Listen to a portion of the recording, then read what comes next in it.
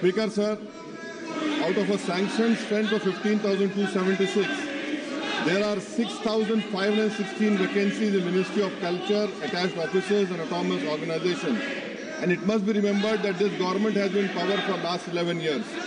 Sir, my first supplement to the Honourable Minister is, with over 67 vacancies in conservation branch and significant shortfalls across key divisions like archaeology and epigraphy, how does the Ministry assure this House that centrally protected monuments are being adequately maintained and preserved? What specific measures are being taken to address the impact of these shortages on research, heritage, management, routine conservation? The reason I ask this question, sir, that CAG report of 2013 highlighted 92 untraceable monuments. In 21, they have accepted 24 remain missing, alongside 501 untraceable objects in Anthropology section. Why has the government failed to prioritize filling critical ASIs? And does he know that there are water leaks, cracks, vegetation growth on Taj Mahal? How do you justify your failure to ensure proper upkeep even for India's most iconic monuments? And does he have the manpower in ASI to protect Taj Mahal and the beautiful Charminar? माननीय अध्यक्ष महोदय, सम्मानीय सदस्य ने जो प्रश्न किया है थोड़ा विस्तृत, उन्होंने 5-6 तरह के विषयों को एक साथ में छूने की प्रश्न करने की कोशिश की है। मैं माननीय सदस्य के संज्ञान में लाने के लिए और आपके माध्यम से पूरे राष्ट्र के संज्ञान में लाने के लिए निवेदन करना चाहता हूं। माननीय सदस्य ने ओवरऑल मंत्रालय में शॉर्टेज ऑफ स्टाफ की बात की है। आर्कियोलॉजिकल सर्वे ऑफ इंडिया के परिप्रेक्ष्य में यदि मैं बात करूं, जहां माननीय सदस्य ने प्रश्न किया, 8,755 टोटल हमारे यहाँ सैंक्शन स्ट्रेंथ है। और यह सही है कि वर्तमान में 4,845 कर्मचारी उसमें विभिन्न स्तर पर कार्यरत हैं। लेकिन मंत्रालय के द्वारा और विभाग के द्वारा यूपीएससी और एसएससी को जिन पदों पे भर्ती के लिए ऑलरेडी रिकमेंडेशन भेजी जा चुकी है और जिनकी भर्ती एसएससी और यूपीएससी के लेवल पर प्रक्रियाधीन है, वो संख्या 3,203 है। और इसके अतिरिक्त 317 पद पेंशन के माध्यम से जो भरे जाने हैं, उनकी प्रक्रिया भी विभाग में चल रही है।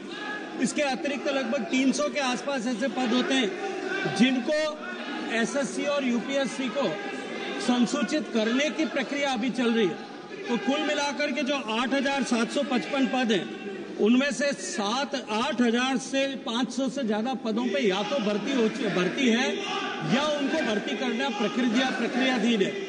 और मैं माननीय सदस्य के ने जो प्रश्न किया है कि कंजर्वेशन ब्रांच को लेकर के जो उन्होंने प्रश्न किया है, उसमें भी 831 पदों में से 270 पद फील्ड है। 561 वैकेंसीज के अगेंस्ट में 490 वैकेंसीज ऑलरेडी जो है यूपीएससी और एसएससी पे विचाराधीन है। और ये प्रक्रिया पूरी होने के बाद में, क्योंकि मोदी सरकार ईमानदारी के साथ, ट्रांसपेरेंसी के साथ में ये भर्ती प्रक्रिया सुनिश्चित कराने को प्राथमिकता देती है, ये भर्ती प्रक्रिया पूरी होने के साथ ही शीघ्र ये पदों पर नियुक्ति हो जाएगी। माननीय सदस्य ने दूसरी चिंता व्यक्त करते हुए कहा है, ये मैं सदस्य के संज्ञान के लिए निवेदन करना चाहता हूँ, जो अधिकांश पद खाली हैं 3,200 के, उसमें अधिकांश पद एमटीएस के खाली हैं। और एमटीएस पोजीशन पर इस तरह का काम इम्पैक्ट न हो, उसको लेकर के हमें कॉन्ट्रैक्चुअल लेबर जो है उसमें अपॉइंट किया हुआ है। जहाँ तक ताजमहल के रखरखाव का विषय है, मैं सदस्य और माननीय सदन के संज्ञान में लाने के लिए निवेदन करना चाहता हूँ। ये सही है कि उसमें वाटर लीक का एक इंसिडेंस ऐसा ऑब्जर्व हुआ था, लेकिन लगातार बरसात होने के कारण जो परिस्थिति हुई और उसको लेकर के तुरंत जो है उसको अमेंड किया गया है। भारत सरकार पूरी तरह से संवेदनशील है, पूरी तरह से जवाबदारी के साथ में अपने ऐतिहासिक धरोहरों के संरक्षण के लिए काम कर रही है। मैं सदन को और राष्ट्र को सुनिश्चित कराने को पूरी जिम्मेदारी के साथ में कहना चाहता हूं कि माननीय प्रधानमंत्री जी के नेतृत्व में हम विरासत का सम्मान करते हुए, संरक्षण करते हुए विकास करने के लिए प्रतिबद्धता के साथ में काम कर रहे हैं। माननीय सदस्य sir, my second supplementary is, has the ministry considered the standing committee recommendation to develop a dedicated management cadre within ASI for daily administration of centrally protected monuments, including visitor management and executive measures? Do you have any plans to bifurcation of ASI into two wings, one focus on exploration, excavation, conservation, and other handling revenue generating activities. Sir, lastly, the National Research Laboratory for Conservation of Cultural Property is operating only at 24% sanctioned strength with 25 employees against 103 sanctioned posts. Is it not true that it impacts the ministry's critical research, preservation, restoration? And lastly, what steps is this government taking to ensure that the ASI is detoxified? Because from last 50 years, ASI has become a handmaiden of Hindutva ideology.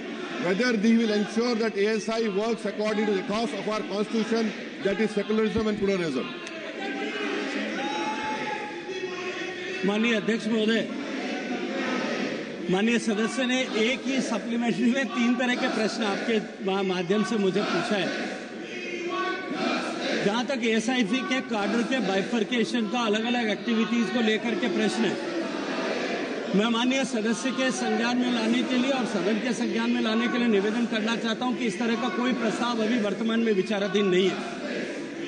जहां तक माननीय सदस्य ने किसी एक particular विभाग में vacancies को लेकर के प्रश्न किया है, मैंने अपने पहले पूरक प्रश्न के उत्तर में निवेदन किया है कि भर्ती प्रक्रियाधीन है और इन सारी वैकेंसीज के अगेंस्ट में, लगभग सब वैकेंसीज के अगेंस्ट में हम यूपीएससी और एसएससी को जहां जिसकी हमारे जो है वैकेंसीज भरी जानी है, उस संस्था को हमने ऑलरेडी उसको रिपोर्ट किया, उस पर कार्रवाई चालू है। माननीय सदस्य ने तीसरी चिंता जो है पिछले 50 साल के कालखंड की व्यक्त की है। मैं ये कहना चाहता हूं कि 50 साल के बारे में मैं टिप्पणी नहीं कर सकता, लेकिन पिछले 10 साल और 8 महीने से नरेंद्र मोदी जी के नेतृत्व में सरकार काम कर रही है और वो सरकार सबका साथ, सबका विकास, सबका विश्वास और सबका प्रयास, इस विचारधारा के साथ में काम करती है। कुछ लोग ऐसे हैं माननीय अध्यक्ष महोदय, जिन लोगों को शायद पहले कभी कोई प्रिविलेजेस मिला करते थे और उनको किसी जो है पूजा पद्धति के आधार पे जो प्रिविलेजेस मिलते थे या वोट बैंक की ताकत के आधार पे जो प्रिविलेजेस मिलते थे, शायद वो अब समानता की कैटेगरी में ब्रैकेट में आने के कारण से वो प्रिविलेजेस जब से मिलना बंद हुए, शायद हो सकता है इस तरह का विचार किसी के मन में आता होगा। लेकिन भारत सरकार पूरी निष्पक्षता के साथ में माननीय नरेंद्र मोदी जी के नेतृत्व में सबके विकास और सबको साथ लेकर के और जो है एक टीम इंडिया के रूप में कोऑपरेटिव फेडरलिज्म के नारे के आधार पर काम करती है।